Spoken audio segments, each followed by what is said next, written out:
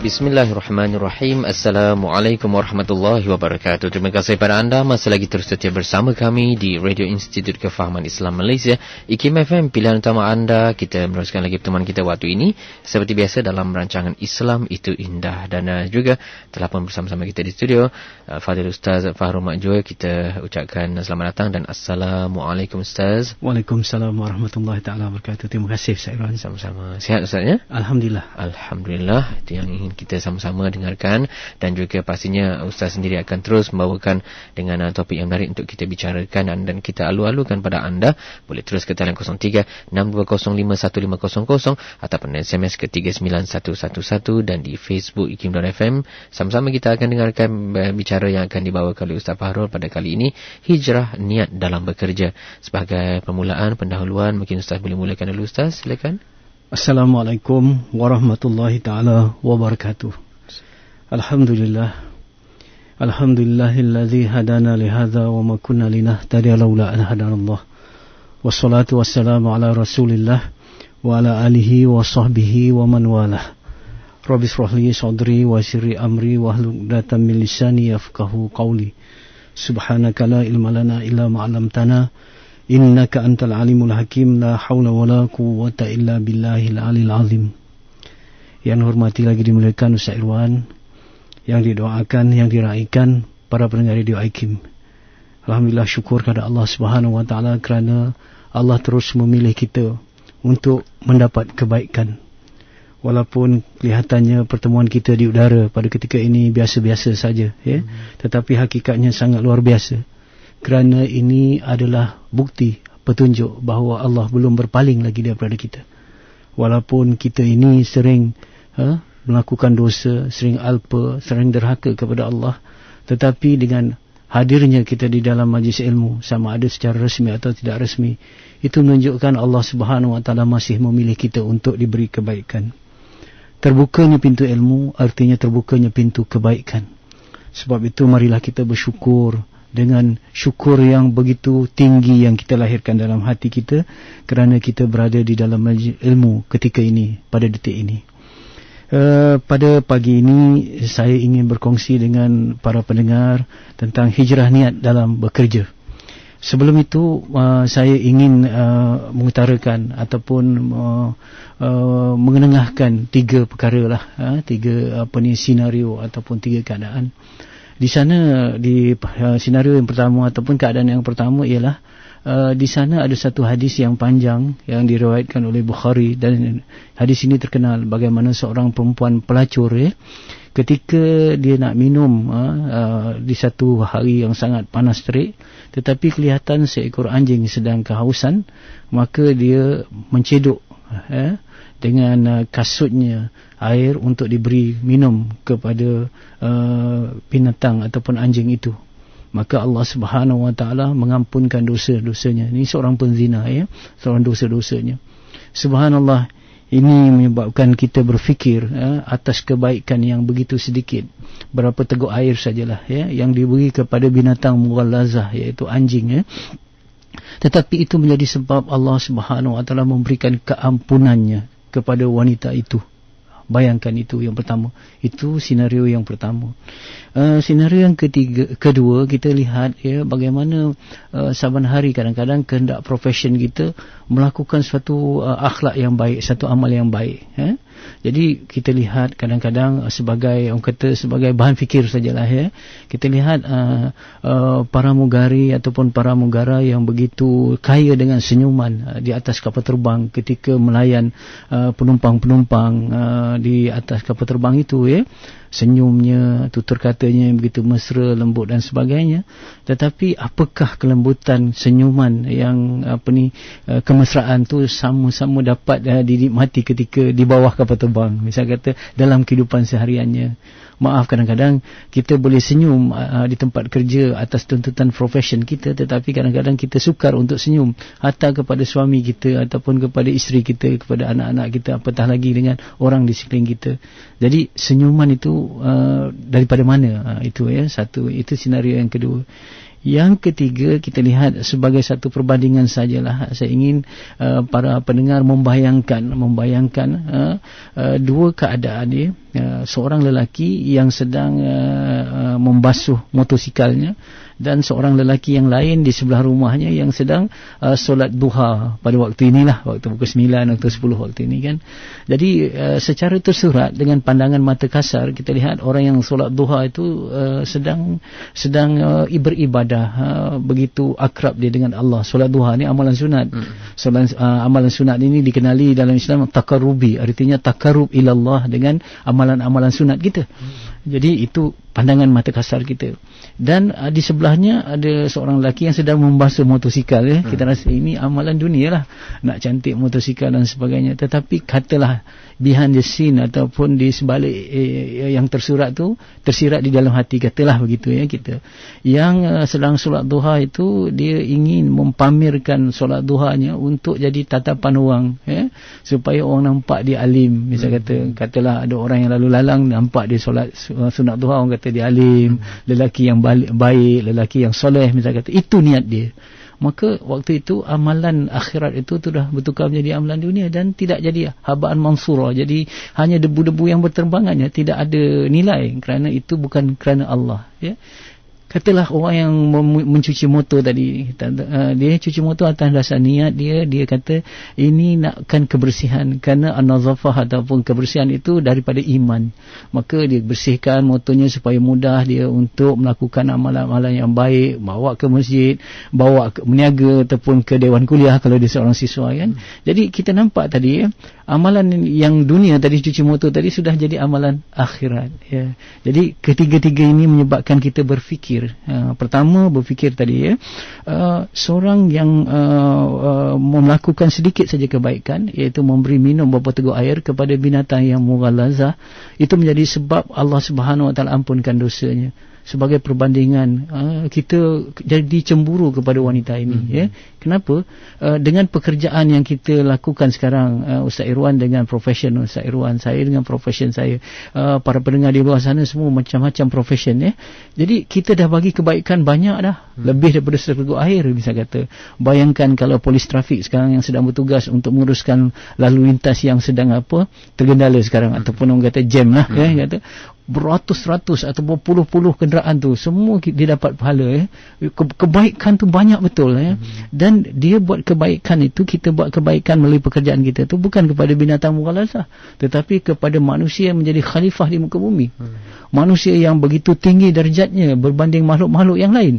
Cuma menjadi persoalan kita kepada kita ialah, apakah itu belum menjadi sebab untuk kita mendapat keampunan daripada Allah. Jadi di sana satu pertanyaan, apakah kita buat ini berdasarkan kerja-kerja kita sama dengan kesedaran, iaitu kesedaran itu datang daripada niat kita, kesedaran, ataupun hanya kita melakukan kerja itu berdasarkan kebiasaan. Jadi selalu dikatakan kita kena hidup by design, bukan by default ya. Jadi by design ini orang sedar betul-betul dia sedang memberi khidmat kepada orang lain. Itu apabila sedar itu datang daripada hati ya. Sebab tu berkhidmat ni dari hati ya. Jadi wanita pelacur tadi ataupun penzina tadi mungkin baik buat kebaikan walaupun sedikit dari hatinya. Bila dari hatinya Allah nilai tinggi. Kita yang membuat kebaikan banyak ini, saya tak katalah siapa-siapa kita muhasabah lah, mungkin kerana kebiasaan ya, kendak kerja kita, mari kita buatlah ya, hari-hari kita bangun tidur kita bekerja, kalau tak kerja tak makanlah ataupun tak dapat gajilah gitu. Jadi kita buat hanya berdasarkan kebiasaan, bukan dengan kesedaran, bukan daripada soal rasa, tetapi ini soal biasa. Jadi itu satu. Kemudian yang kedua, yang senyum tadi ya, mungkin saya bawa contoh para pramugari, sebenarnya semua profession menghendakkan kita bersenyum ya. Saya tengok kadang-kadang DJ dalam dalam IKIM ni di konti pun dia seorang-seorang, tapi dia cakap dia kena senyum, sebab senyuman kita tu memberi kesan kepada kata-kata kita, betul. Kalau dia dalam keadaan masam, dia nak cuba ceria kata-kata dia, takkan hasil kan. Jadi kita kena senyum sebab tu kita berkata walaupun tak ada orang. Tapi apakah senyum itu senyum yang datang dari hati, ataupun senyum seperti mana pramugari, seperti mana yang lain-lain yang kita katakan, itu senyum hanya kehendak profession kita.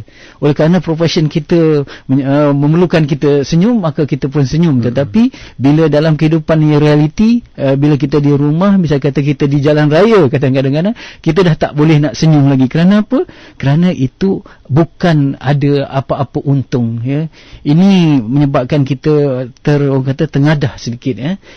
Sepatutnya kita terkesima dengan satu hadis daripada Rasulullah sallallahu alaihi wasallam yang menekankan bahawa senyum simpulmu di depan saudaramu itu satu sedekah, ataupun senyum simpul itu datang daripada iman dan ukhuwah kita kepada orang lain.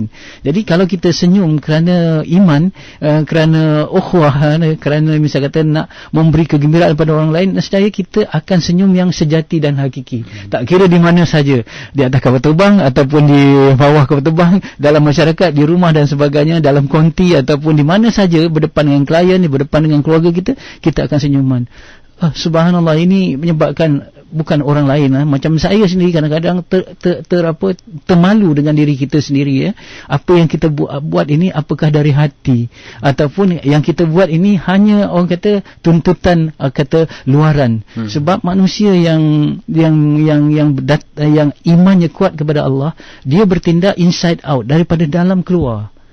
Senyuman itu datang dari dalam keluar, bukan dari luar ke dalam, ya, bukan kerana faktor ganjaran, faktor material dan fizikal. Begitu juga yang ketiga tadi, kita tengok antara dua orang yang solat duha dan juga yang sedang membasuh motor tadi, yang membezakan bukan amalan mereka tetapi niat mereka semasa melakukan kerja itu. Jadi subhanallah, kadang-kadang niat kita kepada satu amalan dunia, ya, tetapi niat kita kerana Allah, maka amalan dunia itu menjadi amalan akhirat. Tapi kalau amalan akhirat sekalipun tetapi menjadi dunia apabila niat kita bukan niat kerana Allah Subhanahu Wa Taala. Jadi daripada sini Ustaz Irwan, ya, kita nak sikit berkongsi dengan para pendengar, ya, bahawa di dalam Islam kerja tidak sahaja dilihat sebagai ada beberapa perkara, ya. Kalau kita lihat kebiasaannya, kita melihat kerja ni sebagai apa? Yang pertama, untuk menyara kehidupan. Kenapa awak bekerja? Kerana cari rezeki. Buat apa sekarang? Saya makan gaji. Okey, itu, ya, kita kaitkan kerja kita dengan makan gaji ataupun kita cari rezeki. Kenapa awak bekerja? Saya ada ibu bapa yang terpaksa saya tanggung. Saya ada isteri, anak-anak yang yang terpaksa, yang mesti saya tanggung, yang wajib atas saya akan tanggung. Kenapa awak bekerja? Untuk memberi khidmat kepada masyarakat, kepada negara, bangsa saya. Beginilah, ya, selalunya jawapan-jawapan kita bila ditanya mengapa kita bekerja ataupun niat kita bekerja, Ustaz Irwan, ya.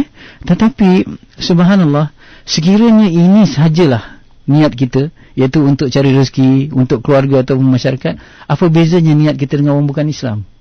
Orang bukan Islam pun ada keluarga mereka pun nak cari rezeki, mereka pun ada negara mereka, ada masyarakat mereka, ada orang yang mereka nak memberi bakti, misal kata. Jadi di mana letaknya perbezaan kita sebagai orang Islam, yang tentulah kita ni sebagai umat yang terbaik, khairul umat. Justru niat kita ini mestilah niat yang lebih tinggi daripada itu. Subhanallah, dalam Islam sebenarnya Ustaz Irwan sekedar mengingatkan para pendengar dan kita semua bahawa dalam Islam kerja ada kaitannya dengan, ya, dengan hari akhirat. Kerja kita di dunia ni ada kaitan dengan hari akhirat, dia ada kaitan dengan tuntutan agama, dan dia ada kaitannya dengan Allah. Ya, jadi kita tidak melihat kerja itu hanya surface saja, tetapi lebih daripada itu kita menjangkau sesuatu yang maknawi sifatnya. Kerja ini sebenarnya ada kaitan dengan tujuan hidup kita. Yang mana tujuan hidup kita ini telah ditentukan oleh Allah Subhanahu Wa Taala, iaitu tujuan hidup kita pertama untuk menjadi hamba Allah, yang kedua untuk menjadi khalifah. Sebagai hamba Allah kita kena jadi baik, sebagai khalifah kita perlu memberi kebaikan. Bagaimana kita menjadi baik dan memberi kebaikan? Jawabnya melalui pekerjaan kita. Ya? Saya dah katakan, untuk jadi baik kita kena melakukan kebaikan. Apabila kita melakukan kebaikan bukan kerana kita sudah menjadi orang yang baik, tetapi itulah usaha kita untuk menjadi orang yang baik. Jadi kerja itu adalah untuk menjadi hamba Allah yang baik. Dan kerja itu juga satu mekanisme ataupun satu cara untuk kita memberi kebaikan kepada orang lain. Jadi dua fungsi ataupun dua tujuan hidup manusia ini ada kaitan dengan kerja kita. Jadi sebab itu kerja ini ada kaitan dengan tujuan hidup. reason for our existence di atas muka bumi. Sebab tu Ustaz Irwan, ya, di dalam Islam ulama ada membahaskan bahawa ada satu dosa yang mana dosa itu tidak akan diampunkan oleh Allah Subhanahu Wa Taala kecuali kita dengan bekerja dengan gigih. Apakah dosa itu? Kalau dosa yang lain mencuri takkan boleh dihapuskan dengan bekerja, kan? Dosa misal kata mengumpat, apakah boleh hapus dengan bekerja? Tidak. Dosa yang dimaksudkan di sini ialah dosa malas. Dalam Islam, malas adalah satu dosa. Ya, kerana apabila kita malas, kita tidak boleh menjadi khalifah yang memberi kebaikan. Kemudian kalau kita tengok tadi pagi kita bincangkan tentang betapa lambakan timbunan kata pendatang yang telah menenggelamkan pribumi sendiri, kan. Jadi kita nampak di situ ada kaitan dengan, selalu bila cakap tentang rezeki ni kita kaitkan dengan burung, ya. Sebab burung ni keluar daripada sangkar dengan tembolok yang kosong, kemudian waktu senja nanti dia akan penuh dengan temboloknya penuh dengan makanan, ya. Selalunya dikaitkan. Subhanallah, saya teringat kata-kata hukama begini, ya. Tuhan ciptakan rezeki untuk burung, tetapi burung perlu terbang untuk mendapatkannya, ya. Memang rezeki itu telah ditetapkan, tetapi burung perlu terbang untuk mendapatkannya. Jadi artinya terbang itu adalah satu kerja, satu usaha. Dan pernah kita membaca riwayat-riwayat yang banyak, ya, di sana sini.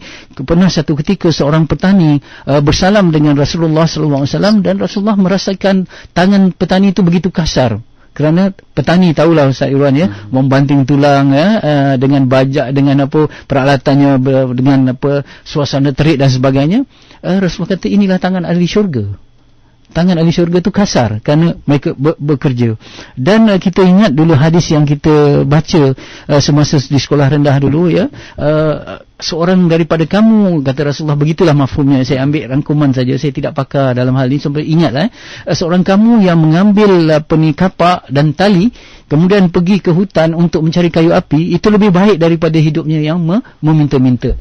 Jadi di sinilah kita rasa kita perlu hijrahkan niat kerja kita, bukan niat untuk soal yang dikatakan keperluan hidup, ya, yang mana keperluan hidup ni ada juga pada haiwan, ada juga pada tumbuhan, tetapi marilah kita hijrah niat kita bekerja untuk tujuan hidup kita, iaitu tujuan hidup kita adalah ibadah, tujuan hidup kita sebagai khalifah. Jadi di sana kerja itu satu ibadah. Yang kedua, kerja itu menunaikan tanggungjawab sebagai khalifah, sebagai hamba Allah. Yang dikatakan ibadah, dengan kerja itu kita boleh menjadi hamba Allah yang baik.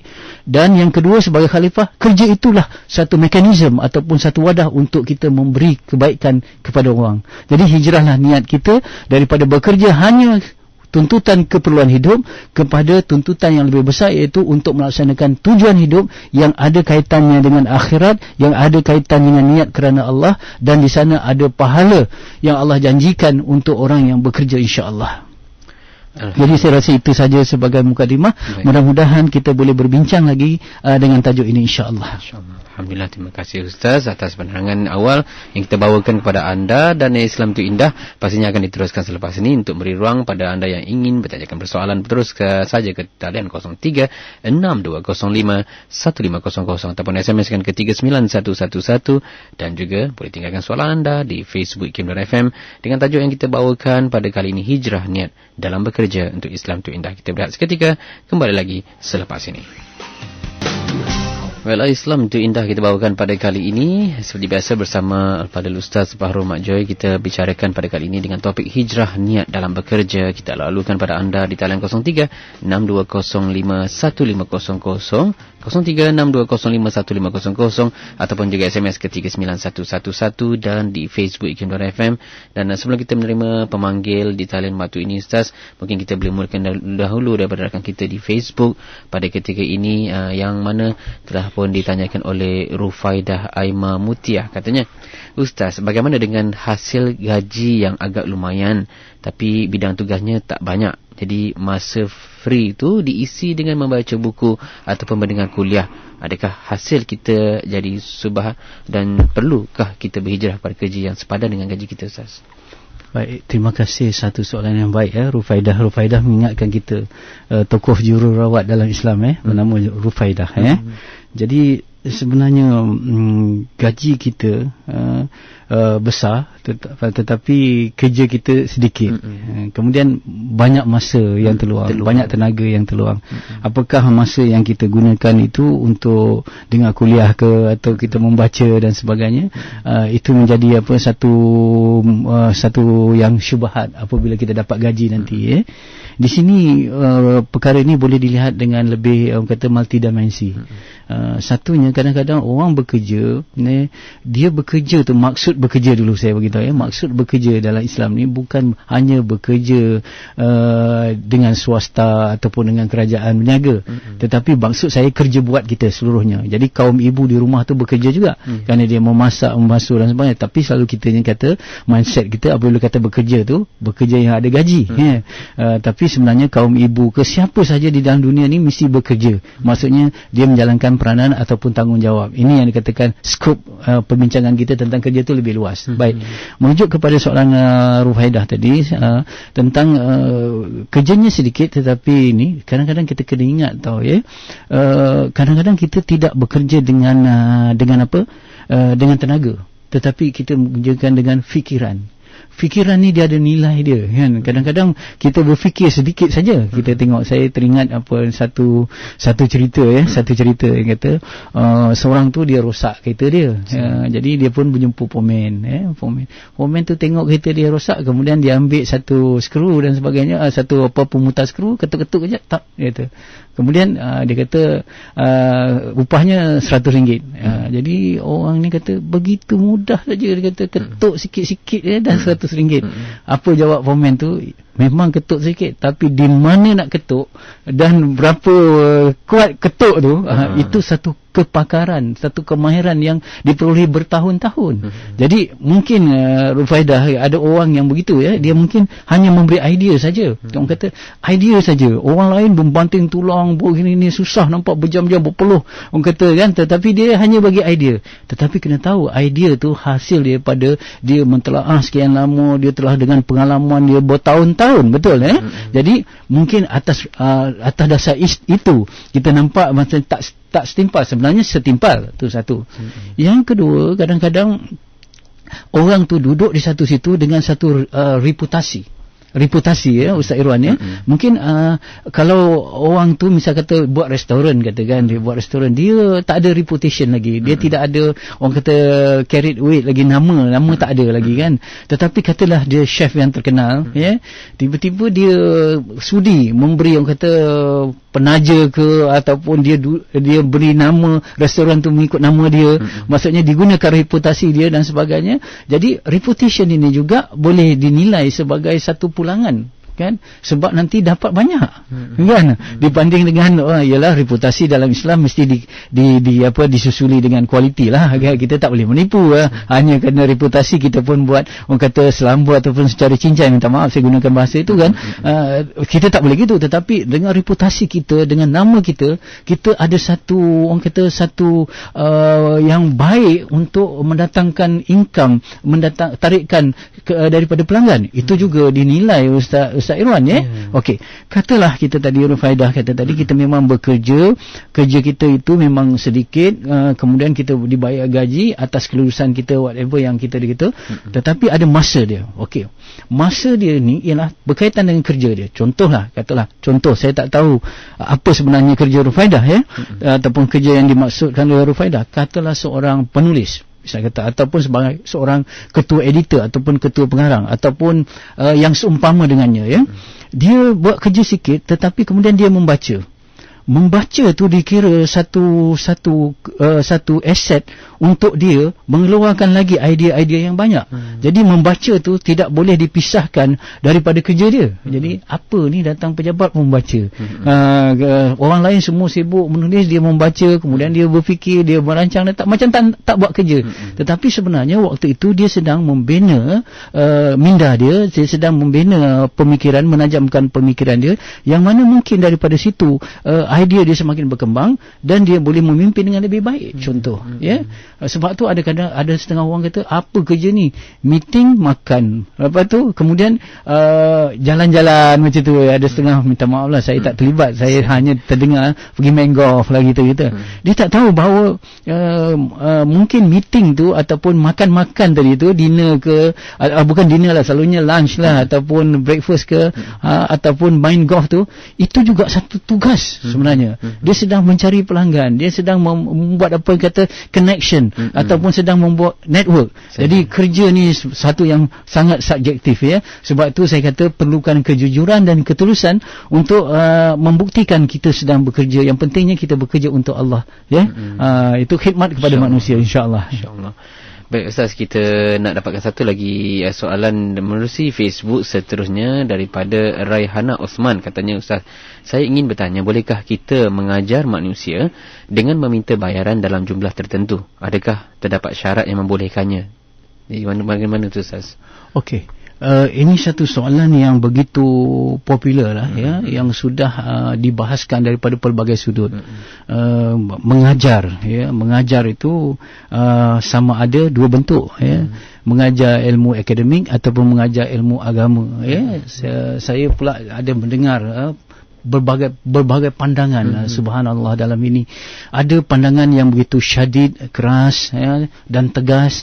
Ada pandangan yang bukan lemah tetapi agak tolerate dan sebagainya.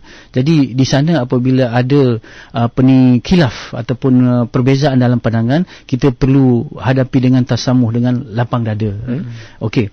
Ada yang mengatakan, saya tertarik dengan perkara ini, ya. Dia kata, semalam saya terbaca satu entry daripada seorang sahabat. Saya tak adalah nyatakan namanya di sini. Dia kata ada beza antara pendakwah bebas dengan penceramah. Kerana pendakwah bebas ialah mereka yang berdakwah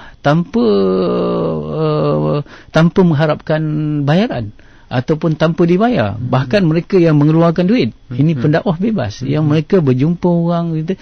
Mereka ada harta, kemudian mereka pergi berdakwah, dan dengan berdakwah tu ada perbelanjaan, kos yang terlibat, pengangkutan ke, ataupun dia nak bagi hadiah kepada mad'unya sasaran dakwah. Inilah yang dikata pendakwah bebas, iaitu orang yang memperhabiskan hartanya untuk berdakwah. Tetapi penceramah beza. Penceramah ialah orang yang apabila dia berceramah ada bayaran yang diberikan kepadanya. Jadi saya tertarik dengan pandangan ini. Dia kata ada bezanya antara pendakwah bebas dengan penceramah. Selalunya dia kata ini penceramah ni seorang pendakwah bebas. Dia kata tak betul. Itu ada satu yang beza. Ya, satu pandangan kita raikan, kita terima.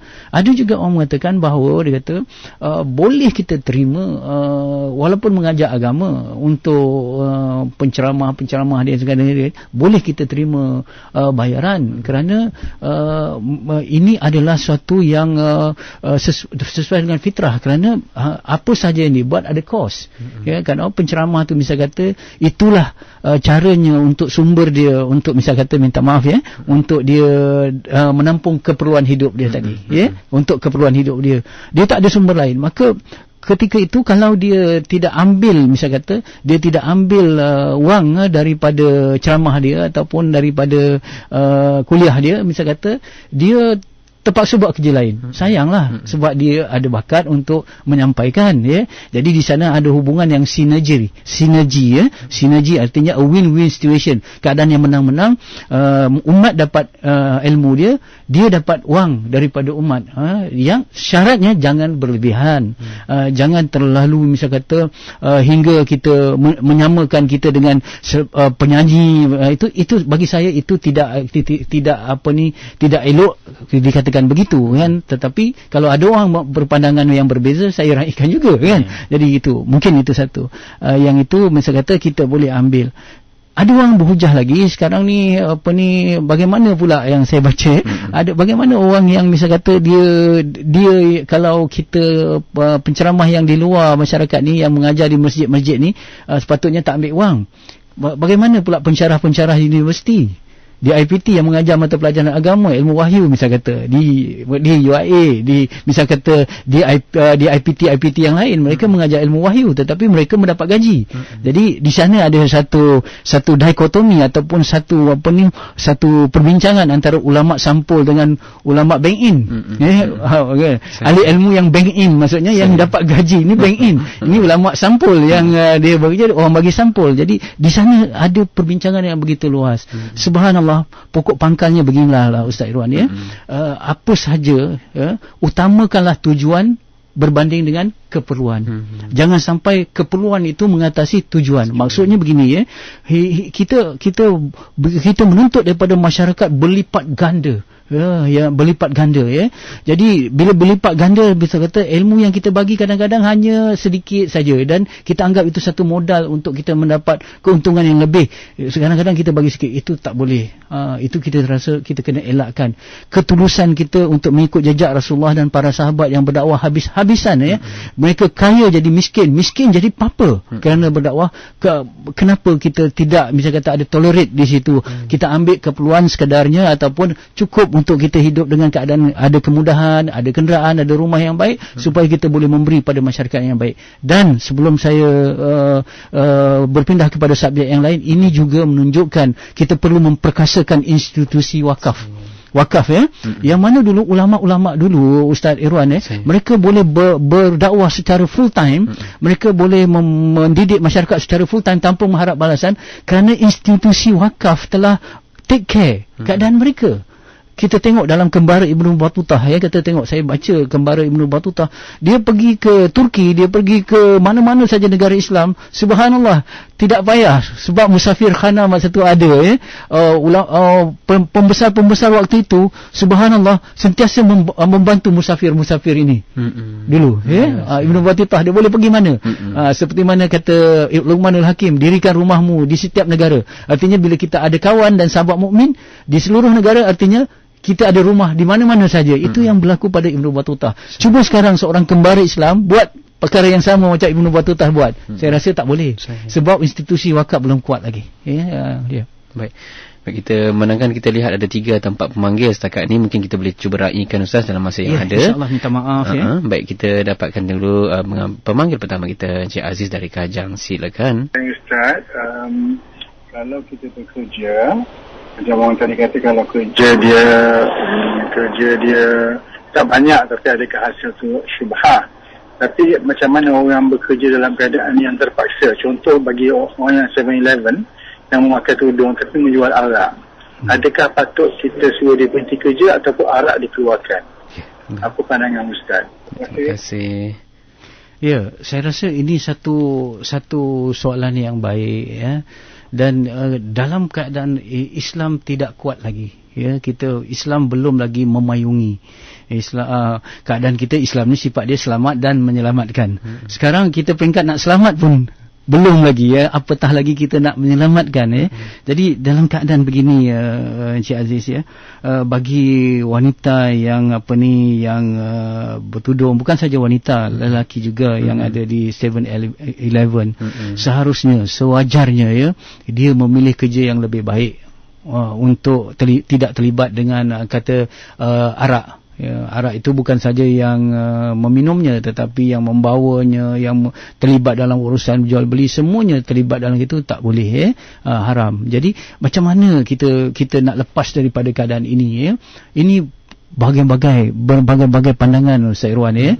Kadang-kadang kita tengok ya, di akhir zaman ini, saya nak bawa satu contoh ya, kita terjebak dengan jahiliah macam kita jatuh dalam duri mengkuang. Mungkin generasi Y dia tak tahu duri mengkuang ni. Duri mengkuang ni yang mengkuang tu buat tikar ya. Dia punya duri tu macam duri karen lah kata ya. Kalau kena dia berbelit-belit tu ya. Dia berbelit, dia kena macam kena tangan, kena kaki dan sebagainya. Jadi begitulah jahiliah yang kita sedang kita alami sekarang ni. Dia membelenggu sistem ekonomi kita, sistem sosial kita, hiburan kita dan sebagainya semua. Jadi sebab itu kita perlu ada satu kegigihan, kebijaksanaan dan kesabaran ya, untuk kita melepasi satu-satu. mungkin bagi anak-anak kita yang terlibat, misal kata saudara-saudara kita yang terlibat, kita tak benci mereka. Mereka ada sebab-sebab yang tersendiri yang terpaksa, misal kata apa saja, mungkin kerana tak ada ilmu, mungkin kerana desakan hidup dan sebagainya. Jadi di sana kita perlu memperkasakan ekonomi Islam, ya, kilang-kilang Islam, supaya kita dapat menawarkan pekerjaan dengan suasana yang kondusif syariat, patuh syariat.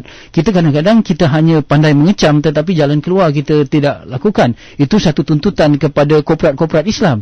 Jangan mereka korporat-korporat Muslim, jangan mereka merasakan okey, mereka telah membuat satu kekayaan, mereka sudah bebas daripada ini. Ada sahabat-sahabat kita yang di tempat-tempat yang saya katakan tadi. Jadi mereka memerlukan satu jalan keluar. Itu satu.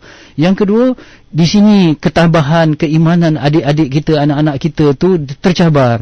Apakah mereka sanggup bersusah sedikit untuk pergi mencari kerja di tempat yang lain daripada mereka terjebak dalam keadaan itu.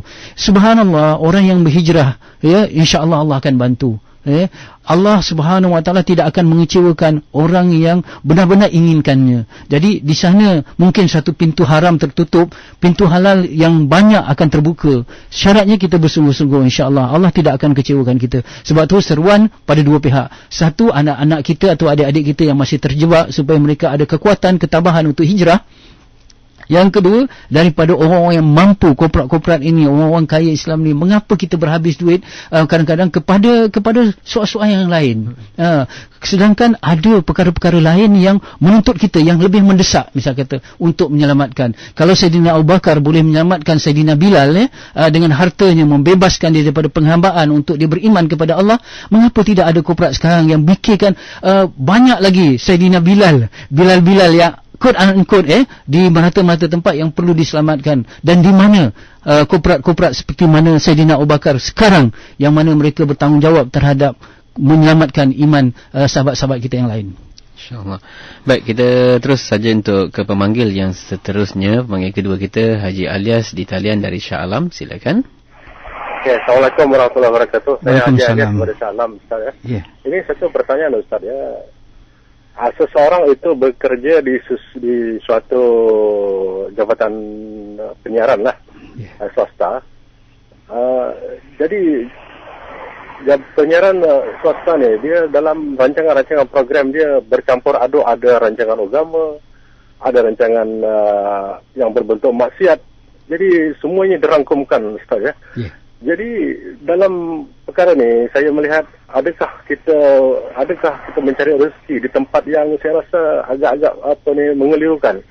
Dalam masa yang sama dia membuat program-program maksiat juga, dalam masa yang sama dia membuat program-program yang keagamaan. Jadi apa pendapat Ustaz mengenai perkara begini? Itu saja. Assalamualaikum. Terima kasih Tuan Haji. Saya akan cuba memberi pandangan dari aspek misal kata seorang dai.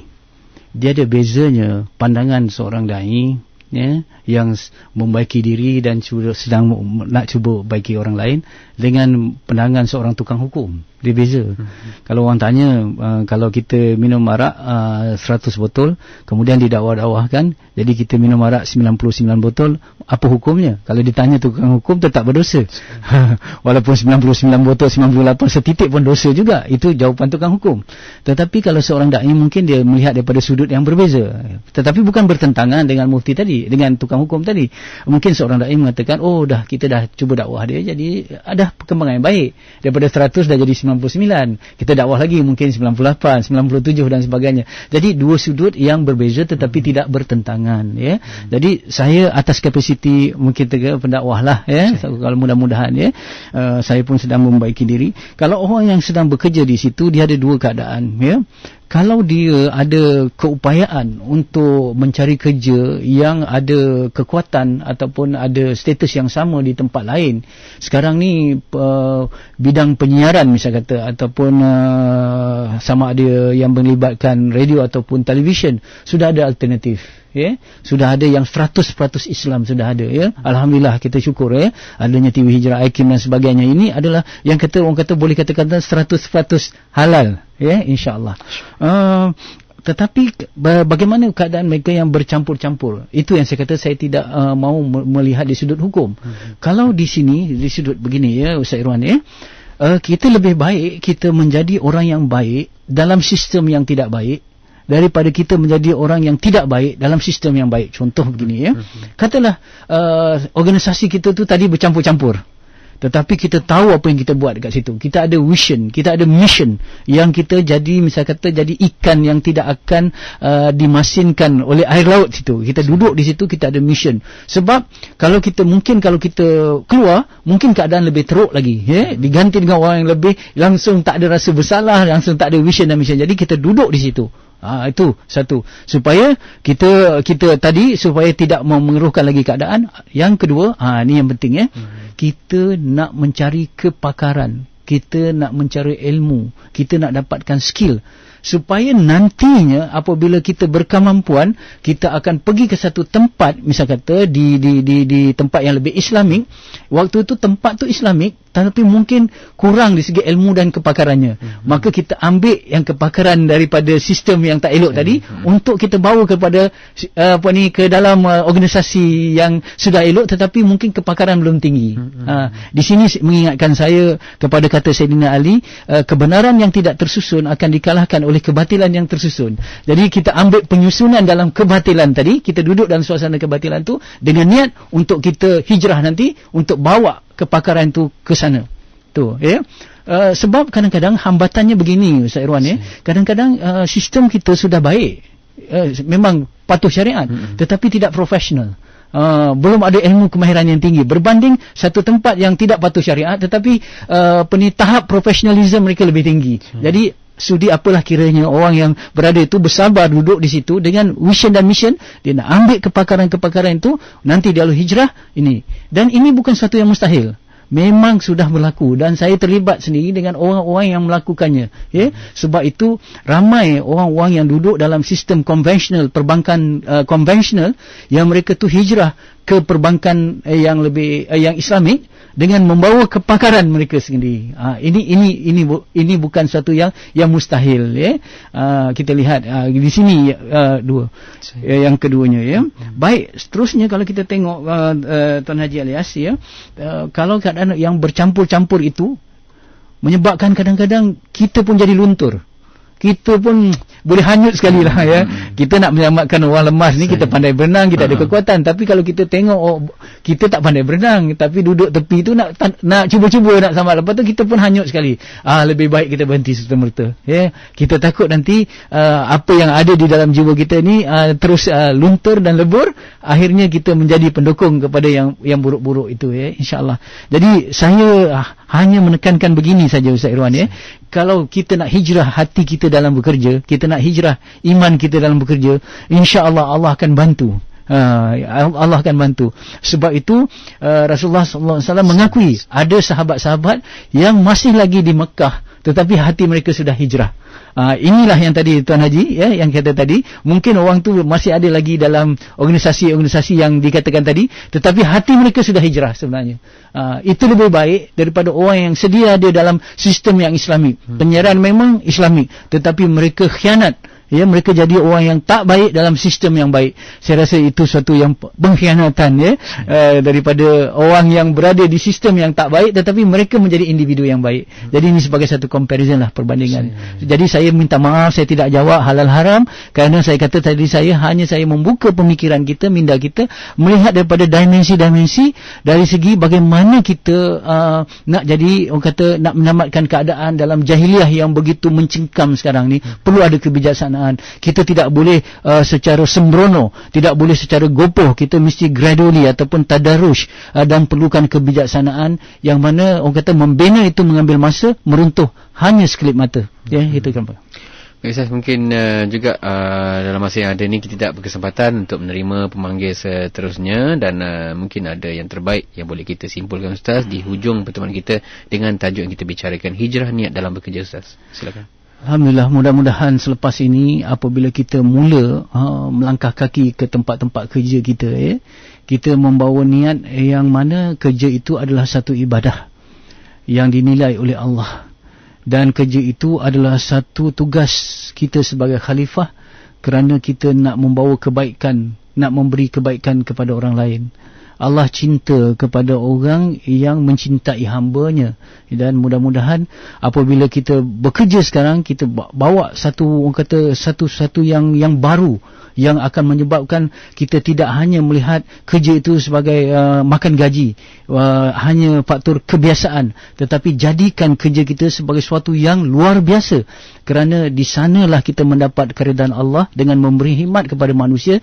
Di sanalah kita mendapat menuai pahala, kerana kesusahan dan juga keletihan, kepenatan daripada kita pergi kadang-kadang selepas subuh je gitu, balik senja dan sebagainya, kepenatan itu berbaloi, kerana Allah bagi ganjaran bukan saja di dunia, tetapi di syurga. Sebab tu kita katakan selalu, dunia ni tempat berpenat, akhirat nantilah tempat kita berehat. Dan tempat rehat yang seenak-enaknya, yang semulia-mulianya ialah syurga. Al-jannatur rahatuna, syurga adalah tempat rehat kita, insya-Allah. InsyaAllah. Alhamdulillah. Baik, kita ucapkan banyak terima kasih pada Ustaz Fahrul yang bersama-sama kita untuk kali ini Islam tu Indah. Semoga memberikan manfaat untuk semua. Dan Ustaz, insyaAllah seperti biasa, hari yang sama, waktu yang sama, minggu depan kita bersama lagi Ustaz, InsyaAllah. Dan juga untuk anda, jangan lupa untuk dapatkan kembali menerusi secara penulisan dengan tajuk kita bicarakan pada kali ini, pada akhbar berita harian untuk hari Rabu minggu hadapan, insyaAllah. Dan jumpa lagi Ustaz. Assalamualaikum. Waalaikumsalam warahmatullahi ta'ala wabarakatuh.